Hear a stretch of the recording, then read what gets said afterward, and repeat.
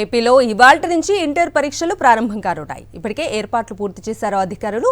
అలాగే టెక్నాలజీ సాయంతో లీకేజీకి అడ్డుకట్ట వేసేలా చర్యలు చేపట్టారు. ఈ నెల 20 వరకు జరగనున్న ఇంటర్ పరీక్షల ఇంటర్ బోర్డు అధికారులు పకడ్బందీ చర్యలు చేపట్టారు.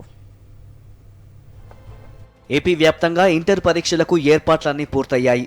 ఇవాల్టి నుంచి మార్చి 20 వరకు పరీక్షలు జరగనున్నాయి. ఇందుకోసం రాష్ట్ర వ్యాప్తంగా 1559 సెంటర్లను ఏర్పాటు చేశారు. ఈ పరీక్షలకు మొత్తంగా 10,53,865 మంది విద్యార్థులు హాజరు కానున్నారు. ఇందులో 5,17,570 మంది ఫస్ట్ ఇయర్ స్టూడెంట్స్ కాగా ఇంటర్ సెకండ్ ఇయర్ స్టూడెంట్స్ 5,35,865 మంది విద్యార్థులు ఉన్నారు. ప్రతిరోజు పరీక్షలు ఉదయం 9 గంటల నుంచి 12 గంటల వరకు జరుగుతాయి. విద్యార్థులను పరీక్షా కేంద్రాలలోకి అరగంట ముందుగా అనుమతిస్తారు. ఉదయం 9 గంటలు దాటితే విద్యార్థులను అనుమతించరు. ఇంటర్ పరీక్షల నిర్వహణ కోసం దాదాపు 28,000 మంది సిబ్బందిని నియమించారు. ఎండలు అధికంగా ఉండడంతో పరీక్షా కేంద్రాల వద్ద త్రాగునీరు, వైద్య సదుపాయాలు, టెంట్లు ఏర్పాటు చేశారు. ఇక పేపర్ లీక్ లాంటి ఘటనకు అవకాశం లేకుండా టెక్నాలజీ సాయంతో ప్రశ్నాపత్రాల్ని రూపొందించారు. ప్రత్యేక బార్కోడ్తో పాటు ప్రశ్నాపత్రంలోని ప్రతి పేజీపై సీరియల్ నెంబర్లు ఉంటాయి. పేపర్ ఎక్కడ లీక్ అయినా క్షణాల్లో ఏ సెంటర్ నుంచి లీక్ అయింది, ఎవరి ద్వారా లీక్ అయిందో క్షణాల్లో తెలిసిపోతుంది.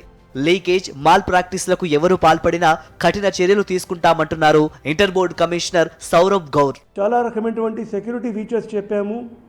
ఆ ఫీచర్స్ వలన ఎక్కడైనా ఏదైనా క్వశ్చన్ పేపర్ ఏదైనా బయట సర్క్యులేట్ అయింది అంటే ఏ ఎగ్జామినేషన్ సెంటర్ నుంచి అయింది అనేది అంతా మటుకు తెలుసుకోవడానికి వీలు ఉంటుంది. కాబట్టి ఎవరు కూడా అట్లాంటి నేరాలకి పాల్పకూడదు, ఎవరు కూడా దీన్ని ప్రచురించకూడదు. అప్పుడప్పుడు చూస్తూ ఉంటాము, ఏదో పాత పేపర్ని చూపిపెట్టేసి ఇది పేపర్ లీక్ అయింది అని అట్లా చూపిస్తూ ఉంటారు. అవి కూడా మాకు ఇమీడియట్గా తెలుసుకోవడానికి వీలు ఉంటుంది, అది ఈ సంవత్సరం పేపరా లేకపోతే ఏదో పాత పేపర్ అని. మరోవైపు ఇంటర్ పరీక్షల పర్యవేక్షణకు ప్రతి జిల్లాలో ఒక రెవెన్యూ అధికారిని పరిశీలకుడిగా నియమించారు.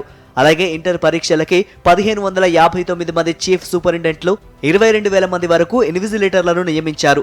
దీంతో పాటు ప్రతి 20 సెంటర్లకి ఒక ఫ్లయింగ్ స్క్వాడ్, ఒక సిట్టింగ్ స్క్వాడ్ ను కూడా ఏర్పాటు చేశారు.